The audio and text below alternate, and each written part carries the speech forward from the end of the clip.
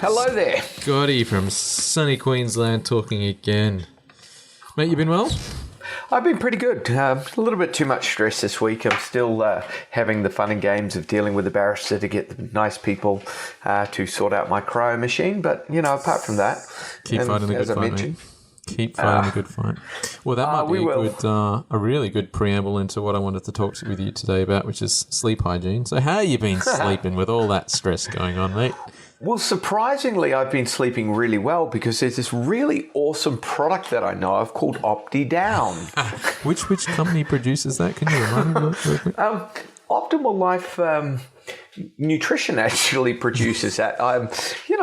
And just to put all of the disclosure statements out, someone that I'm very close to actually owns that company and designed the product itself.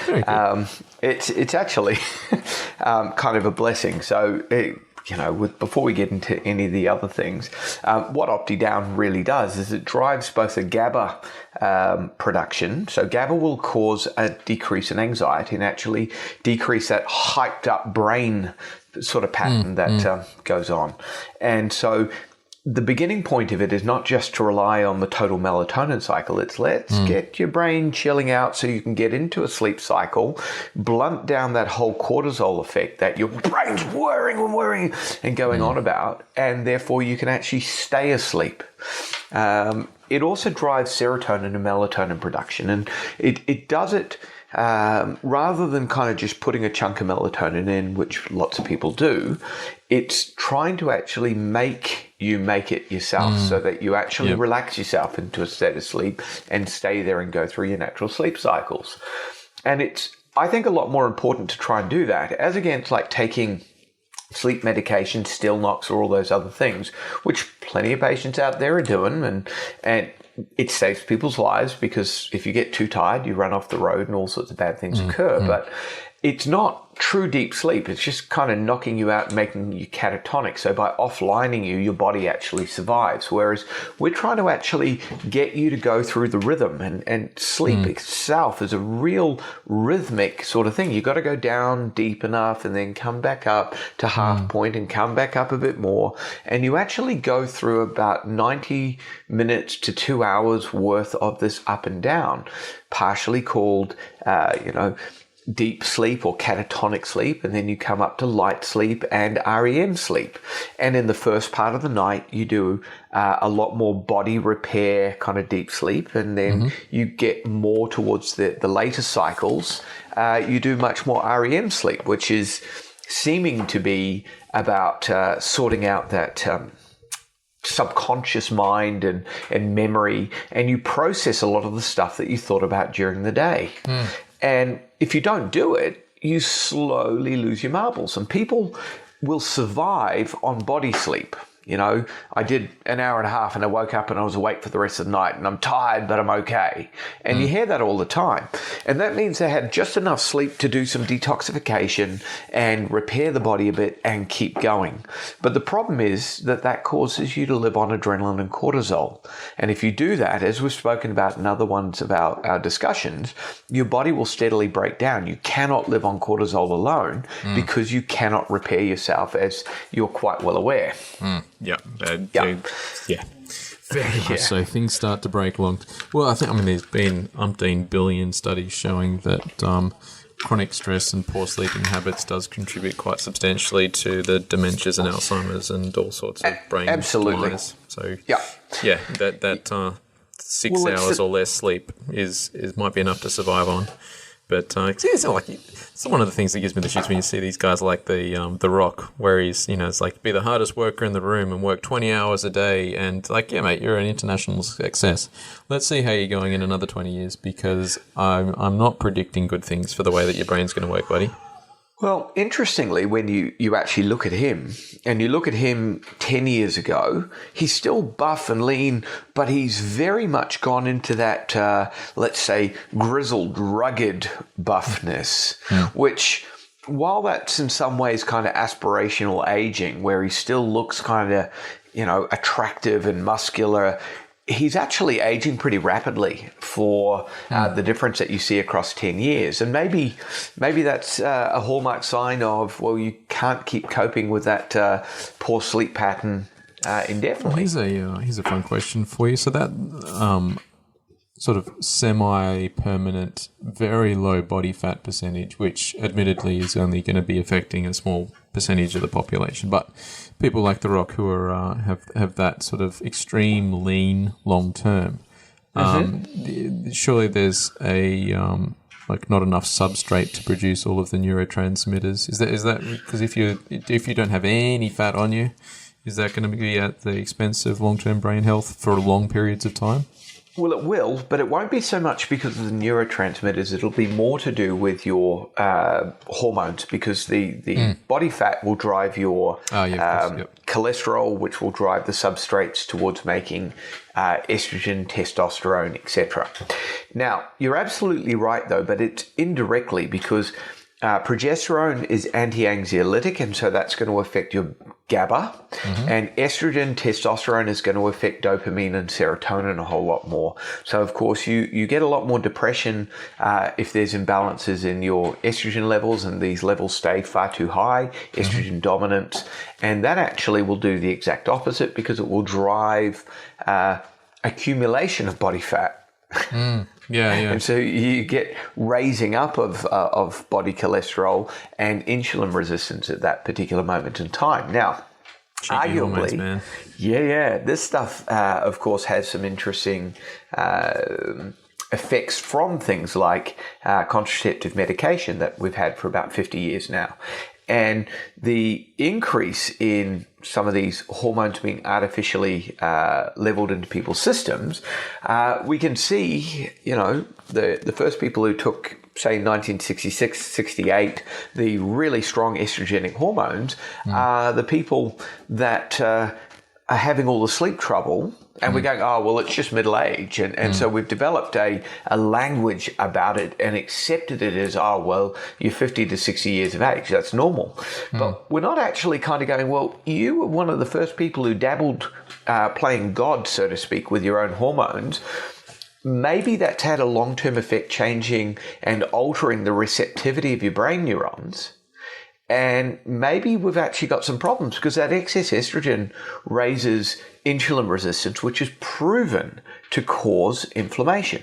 So that fat accumulation from the insulin resistance increases interleukin 1 beta and 6 and tumor necrosis factor alpha and raises up your inflammatory state by at least 70%. So we know categorically that if your inflammation status is much, much higher, you're not going to sleep as well. You're not going to go down into a deep state of sleep and repair yourself as effectively, because those long fiber tracts in the brain are going to keep you awake. Because what if an animal's gnawing on your leg? You've got to come up out of your sleep, right? So from that like anti-inflammatory, obviously being, from long-term survival, long-term health point of view, getting rid of inflammation has got to be your number one priority. Arguably for everything. It doesn't matter what it is. Inflammation is at the root of every single evil.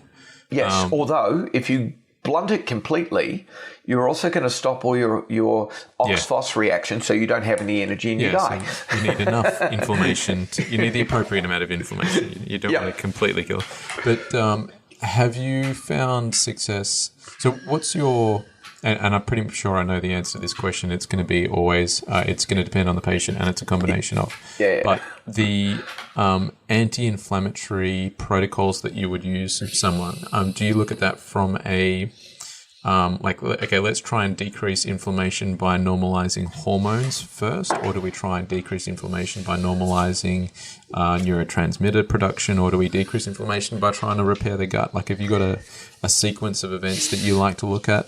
Or is it, hey, let's shotgun it and just get everything done at once? So to some degree, it's everything at once because you've got to keep the balls juggling. But in the areas that we can start looking at first and foremost, things that I will do with almost all my patients is I would look at their sleep hygiene, as we're starting to talk about. So I have a list of rules, and we look at trying to decrease blue light exposure in the evenings after, well, preferably earlier, but like 9 o'clock, like turn off televisions, turn off computer screens, turn off the wonderful iPhones, etc. Look at wearing iPhones pink are kind of crap, glasses. but most Android phones come with a built-in blue light filter. So everyone who's on an iPhone, just flush it in the get rid of it. Get an Whatever. Android. The nice people at Apple have designed a going to bed app, so to speak, for it, and it's now doing the same thing. But I used f.lux. So f.lux has great app.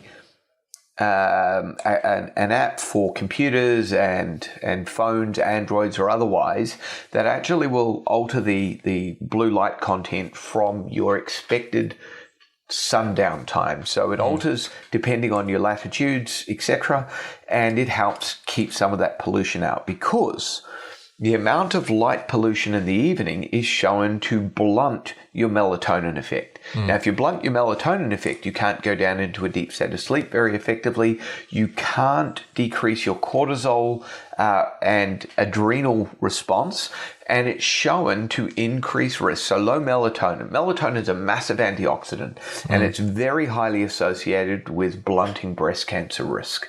Oh, I don't want breast cancer. No, you don't.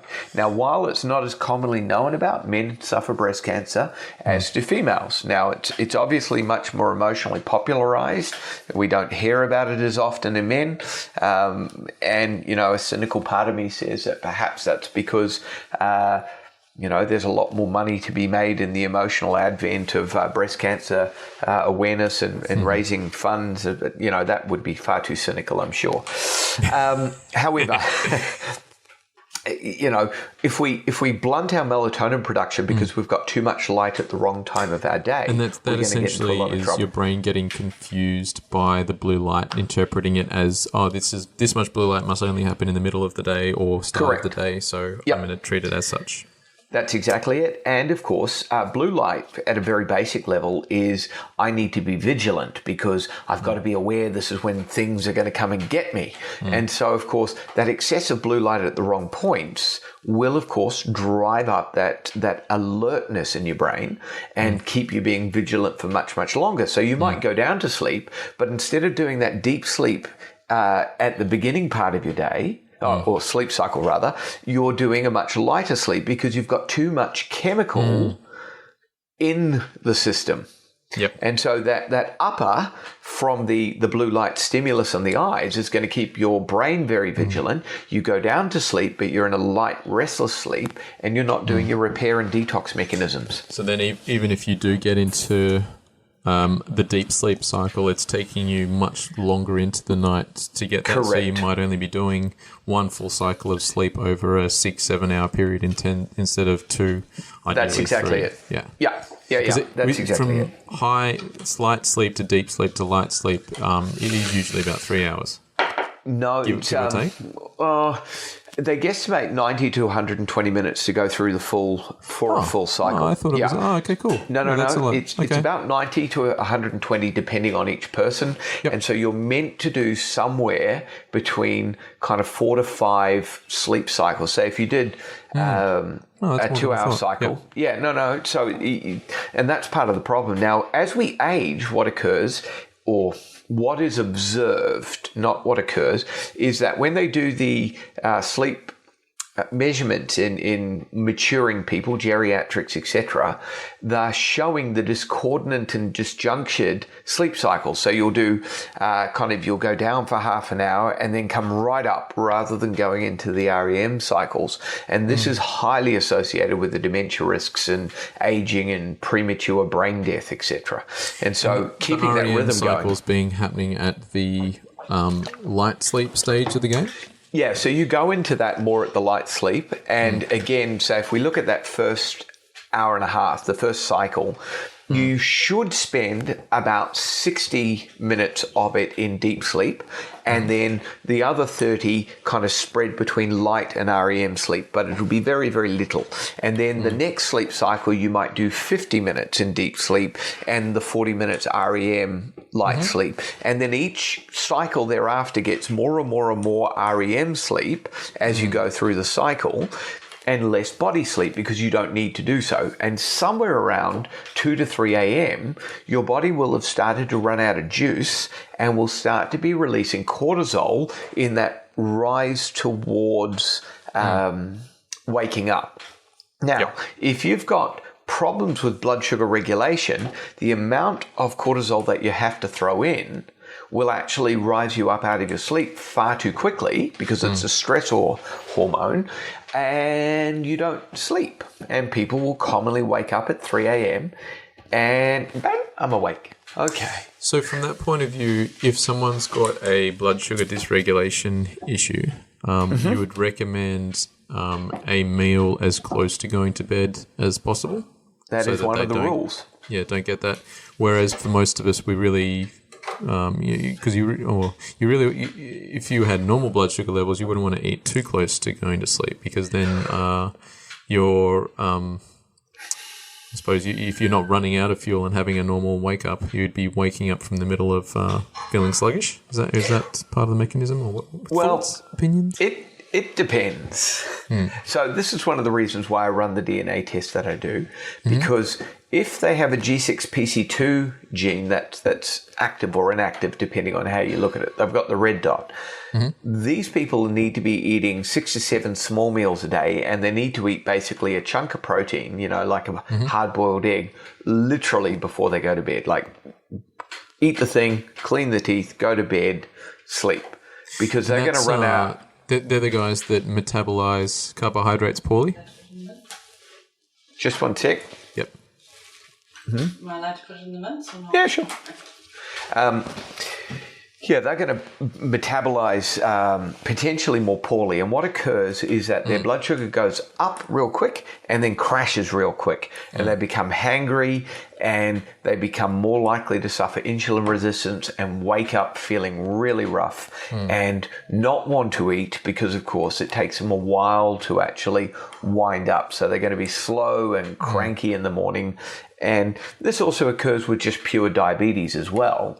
But the G6PC2 leads that. So someone who's got the good functioning G6PC2 will manage well on 3 meals a day, can happily do intermittent fasting because their blood sugar is a lot more stable for longer periods of time. But that G6PC2 really hammers them, and they get that drop very quickly. And some of these people will wake themselves up in the night needing to go and attack the refrigerator because they've run out of blood sugar so quickly. So that late night, I need something, or there's some ice cream, I'll grab that. Yeah. Generally that, yeah. And correct me if I throw back to a previous podcast that we've done on fasting. I know we talked about intermittent fasting and the people that do get those hangry, so they have that active gene. Yes. Generally, the intermittent fasting needs to be approached a lot more cautiously. Very much so. Because then you're fasting with that gene, you're definitely going to play havoc with your cortisol levels. Correct. And so, of course, your sleep may suffer at that particular point in time. So having a little bit, and again, the meal that they have right before bed doesn't have to be a lot. It just has to be a slow burn. So a little bit of protein, a little bit of fat, maybe wrap it up in a lettuce leaf, like a small sanchoy bao. So they've got some fiber. They've got a little bit of slow burn protein. They've got a little bit of slow burn fat. And it's just to try and keep their blood sugar that much more stable, so they get another 2 hours into the night before they start running out and having to go in to get more cortisol released to make some sugar. And I like that idea. That's a clever one. It works effectively. And just to throw right back to the start of the conversation when we were talking about the difference between sort of normal fluctuating sleep from light sleep to deep to light sleep versus medicated sleep with like Stilnox or melatonin. So essentially you're going straight into deep and you're skipping the light stage sleeps with those ones? Well, you're arguably almost anaesthetized, and you're not necessarily sleeping particularly whatsoever. You're just sort of offlined. Yep. And so your brain spends most of the rest of that time trying its darndest to actually detox you of the chemical suppression. So your brain is very active, and that's why you wake up not feeling particularly refreshed, just that you're alive. And I think emotionally, people get distressed because they're awake. I should have slept. Why didn't I sleep? And we get very, very bent out of shape about that factor. And some of that could be cultural. And there are cultures out there that very definitely do much different regulated patterns. So the Industrial Revolution has been shown to have altered Western society sleep cycles. So since the advent of electricity, where we could have light much later on, we've had a whole bunch more problems. We've had a lot more health issues, and we've had this push towards having a go to bed by 10, get up for 6, at work at 8. You know, it's a regimented sleep poop cycle, whereas, you know, in times gone by, we might have gone to bed much, much earlier, like 8 o'clock, and would have done 2 sleep cycles and slept through till midnight and been up for a couple of hours and done a few things by candlelight and then gone down for a bit more sleep, simply because, again, housing and security and light and everything that was before like 1800, someone probably was needing to be awake to make sure that things were safe and secure compared to what we're doing now. So there's a lot of culture out there that doesn't sleep the Western world's kind of 10 till 6 or 9 till 5. And it may not be that how we do this structured sleep, because let's face it, you know, how do babies sleep? They don't sleep. Yeah, they don't sleep the 8 hours. So we enforce a degree of regulation to their sleep patterns, and that entrainment is what we've come out with. And this has kind of been going on since the encouragement towards, well, you're going to spend 10 hours a day in this factory. Now, I don't know the absolute truth to that, whether that's exactly the case. This is the lectures and seminars and the stuff I've read, and it's very plausible because there are groups out there not sleeping the way we do. Well, I think there's enough evidence out there now showing the effect that blue light can have on your nervous system that it's not a huge leap and a bound to suppose that you're on the right track with that. Yes. Now, as far as I've always been more of a fan of encouraging or giving the body what it needs to do the processes itself, rather than giving the body the thing that does the process for it, as being a much more effective. Which is why I really like that product Brain Down for everyone who's interested. Again, I had an Indiana Jones dream having it Brain Down the other day. It was amazing, but. Yeah, so with the Brain Down promoting or facilitating my body's natural mechanisms to getting into regular sleep, the long-term idea being that at a certain point, once my brain's or body's processes to get into sleep naturally have been souped up, I'll no longer need the Brain Down, or I'll need it in patches. That's exactly it. Yeah, brain. So the idea being that you want to do whatever you can to facilitate your body's natural mechanisms for doing these things on its own. Correct. I'd imagine that you would still, so say someone is at that point where they really do need the medicated version of sleep, being melatonin and or Stilnox and the rest of that shenanigans. Sure. Supplementing with Brain Down or anything that promotes GABA and serotonin production alongside the medication, it'd be better off rather than... Yeah, because you still got to drive those natural processes. Otherwise, you do. Because most of the time, these people are so stressed that they're not digesting food well. They're somewhat malnourished. They need generally more protein and more B vitamins. They need less sugar. And of course, in those moments, people hunt for sugar because sugar stimulates the release of serotonin. Serotonin goes on to release melatonin, and the whole cycle makes them relax a little bit. Hence your need for desserts and all that sort of thing at the end of the day. Absolutely. Middle of the night. Yeah. That's exactly it. And so that whole malnourishment cycle causes them to hunt for things that their brain chemically knows is going to kick them into the cycle that they're actually after at that particular point in time. So the idea is to give them something to support them and then change the settings underneath. And so you hunt for, as I said, some of the other sleep rules. You got to get that room absolutely dark. I walked in this morning, went downstairs, saw my daughter's bedroom, the light's glowing. She's completely asleep and she's gone to sleep with her bedside light on. So regardless, she's just not going to be as crisp today as she otherwise would have been, because your brain is always aware of the sound and the light going on in its environment. Those receptors never turn off. So I suppose you do see the kids with like anxiety and pitch black, and they need that nightlight on. But that's very much the that high anxiety driving cortisol and adrenaline state. So ideally you want to get them off that as soon as Again, absolutely. Hey guys, brain down from dub optimally. Well, I actually designed it for that particular daughter to make her sleep, and it's worked really much more effectively than anything else. Yeah. And beautiful. At the same time, though, you need to get that pitch black. We're kind of designed in the idea of sleeping in a cave. Have you seen the movie The Croods? You've got young kids. I haven't, but I think I've seen the trailer. I know of it, The Croods. I meant to watch that with my little boy. I will. It's hilarious. It's one of my favorite of the cartoon type films, and we watch it with the kids. But there's the whole consciousness of they run into the cave and they close it up, put a big rock so the outside world can't get to them, and then they dogpile, and they all jump up on top of one another, for security, touch, connectedness, and warmth. And you just sort of kind of imagine that that's probably where we've all come from. And this whole disconnection of actually being in a really separate room in the dark alone with the monsters is actually not really doing us a whole bunch of good. And you keep in mind that we're the only species in the world and one of the few cultures that actually separates their young off to allow the monsters to get them. Yeah, that's an excellent point. Yeah. So how are you going to go down to sleep if you're fending for yourself as a 7-year-old?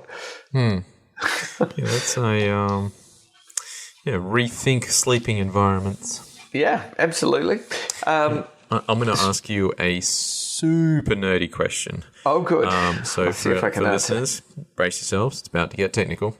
I've always been wondering so with brain down driving GABA and serotonin and then onto melatonin production. Sure. Yeah. My understanding was that the precursor for serotonin being some of the catecholamines that also go towards making dopamine. Dopamine. No, they're not. They're different. No. I always thought that they were the same thing. No. Well, that probably explains Tryptophan. why. That's Okay. it. So serotonin to melatonin is taken from tryptophan. Yep. makes a lot of Tyrosine, sense. phenylalanine tyrosine makes dopamine and the catecholamine. So they're in different amino acid pathways. Gotcha. Well, that makes a lot more sense now because I was trying to figure out how the hell do you bias it towards serotonin and not dopamine being the thing that keeps you awake and happy. And That's it. Oh, Magic. All right, so that highly technical question, it was just me being a dumbass and getting it around the wrong way. Well, the T's all sound the same. And big words. Yeah. That's what happens when you don't sleep properly.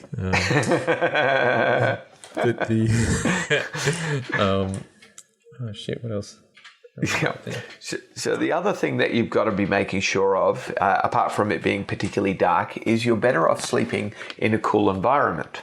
And so better sleep is shown to actually operate around 22 degrees, or the environment being there. So that ultimately, one of the theories for sleep is that you actually are using sleep to cause a heat sink effect for your brain. So how it kind of goes is the size of your brain is determined by its ability to actually offload the heat that it generates from making thought processes go along. Now, if you were elephants don't sleep the same way we do, and neither do whales. And look at the size of their brains. They have suspicion of the same level of consciousness and thought processes that human beings do, but they require a lot more surface area because they sleep much, much less than we do, and they can't heat sink in the same way. So they offload through mass rather than using a very small, efficient brain like we do. Gotcha. So if you don't sleep enough, you don't offload all that extra heat and your brain becomes very, very foggy. Try getting a temperature. So if you have a nice cool environment, it's much easier to deload that heat because you're gas exchanging and heat exchanging into a much nicer environment. Now, the problem is up here in Queensland... Tony... Oh, sorry, mate. No, it's okay. Go.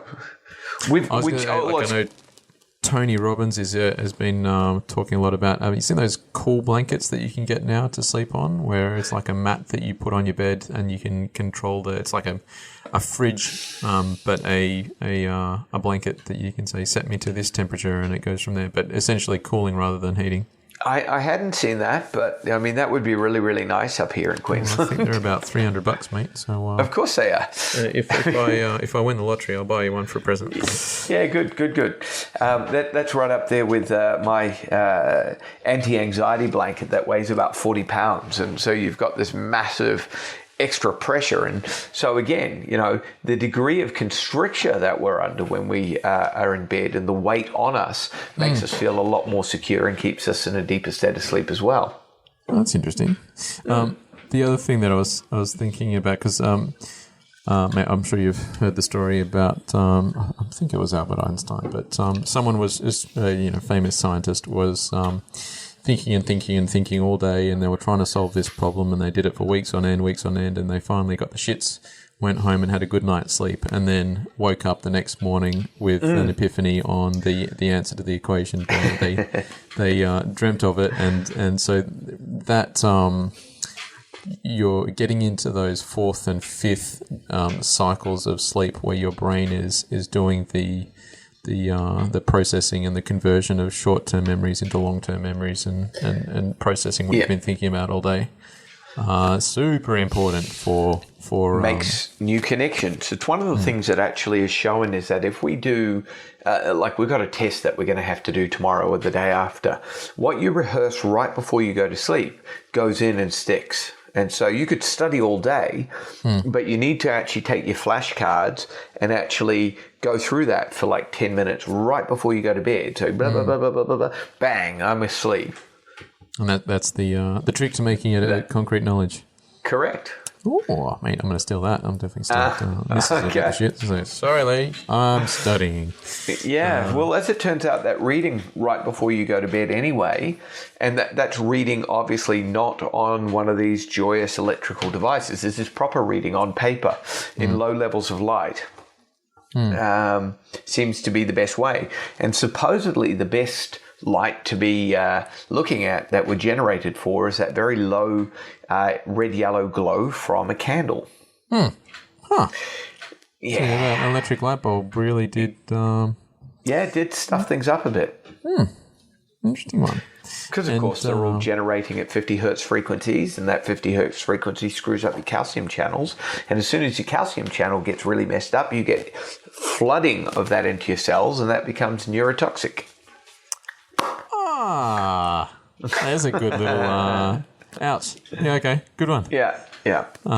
Is that all light bulbs, or is that just your traditional light bulb?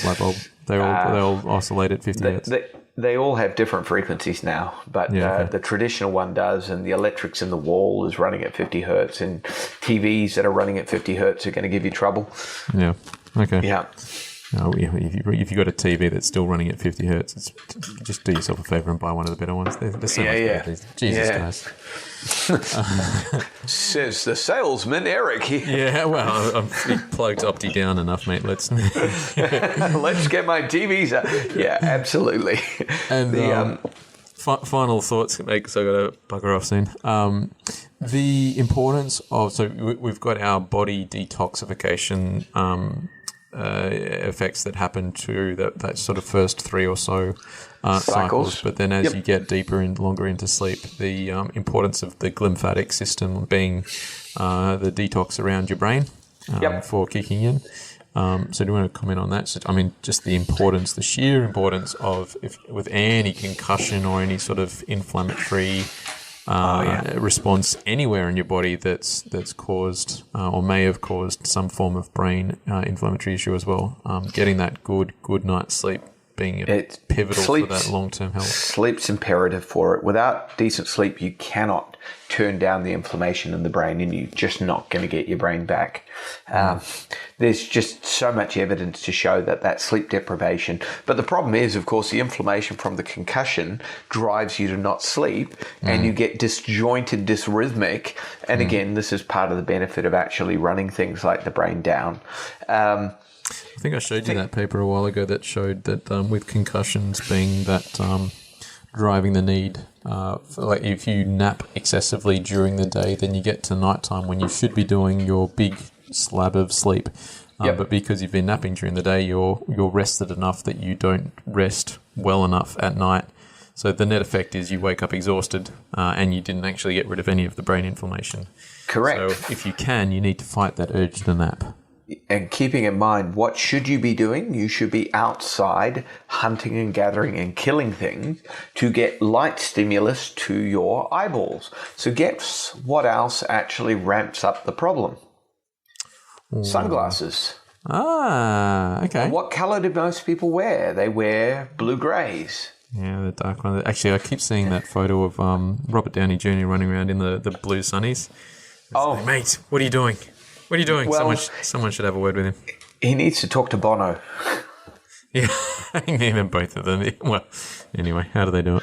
Yeah, so the blue red box, sunnies. Red sunnies would be the way. Red sunnies, yellow sunnies. Depends. Like there's different spectrums to do slightly different things, and that will also depend on which parts of your brain are actually dysfunctional. If you're very right brain hyperactive, the red sunnies work really well. If you're temporal lobe hyperactive, then you're probably wanting to get yellow. And if you're very left brain hyperactive, then blue might be the right way to actually go, but for periods of time. To normalize. To normalize the brain function. Because, while we can say, oh, look, too much blue light's a problem, for some people, and depending on their states of integration, maybe we need that blue light. Because, blue light will stimulate to get people out of depression. Well, I suppose, blue light is there for a reason. Yeah. So I think of a bluebird of happiness or whatever it is. I'm sure I saw that in the movie somewhere. Anyway, if I could train my brain to retain info about textbooks as well as I retain movie trivia, then I'd be close to the smartest man alive. Well, see, that's one of the reasons why I found this wonderful app called, I think it's Dream Voice or Voice Dream. And so I take my my papers and I have them talk to me. So what? Yeah, so I the app on my phone, it's on an iPhone, not one of those. I don't know if it's on Android, to be fair. Shit. Right, and so you can pull down any research paper and upload it to it. And it converts it all into a soothing voice. Yeah, well, not necessarily. The male voice that I have is the Australian male voice, and it's operating at, it's not quite that bad, but it's at 220 odd words a minute, and so it sounds a bit quick and run together. But if I don't do it fast enough, I won't get through I've got a 500-page textbook I'm reading on Epstein-Barr virus, which is where we're going to get to in the next conversations. Beautiful. Because if we don't get rid of this viral load in people's brains are never going to get well anyway. And it's phenomenally frightening how bad this stuff is. And I'm going to be getting, we're going to have to get this particular lady out here, and we're going to run seminars on it for all of us docs. Because if we're not dealing with Epstein-Barr, we're going to find our patients in a hell of a lot of trouble. Doesn't matter how good we are at looking at their eyes or balance or whatever. Anytime they get stressed, that stuff can come back and reactivate and chew them up again. It's can't wait. super bad. Yeah, that sounds. Yeah, let's talk about that next time. That sounds really interesting. But that's one of the ways that I get through that thing is that sitting reading it. Right. Can you send me the voice stream or dream voice or whatever it is, and I'll post it in the show notes. So, long story short, avoid blue light, try and get good night's sleep, do anything that you can do to promote GABA and serotonin production naturally, Correct. aka brain down. Coffee. Got to keep the caffeine early. Nicotine will also drive. Don't smoke right before you go to bed at night. Oh, terrible idea. Okay, I'm sure that means cocaine as well. Try not to do that last thing Bad. Okay. Keep your cocaine to start of the day, people, along with your coffee and cigarettes. And Jesus, I suppose if we were to really look at the neurotransmitters of everything, a good bong hit would probably help put you to sleep. Scotty's gone silent. Mate, Can't really condone that one, but yes. No, it's more harm than benefit. Mate, this has been a lot of fun. Closing remarks, and we should wrap up. Sleep is absolutely legendary. You got to have it. Do it better. Stop cheating yourself. If you don't sleep well, all those things that you think you're missing out on, you're going to shortchange your life and miss out on them anyway. Beautiful. All right. For any of our listeners that want to find me, you can find me on 9817-6611. Otherwise, www.brainandbodyhealth.com.au. If you want to find Scotty, you can find him on 0733710222 or www.optimallife. It's optimallife.com.au now. That is it. It's always been that. No. Yeah. I get confused. You had chiropractic there, and then there was natural medicine. No. So the company's Natural Medicine because we do kind of everything in there, but the website's optimallife.com.au. That makes a lot more sense. Yep. Beautiful. Awesome. All right, guys. Bye for now. Thank you for watching. To learn more from Dr. Scott, visit our site at optihuman.com.au.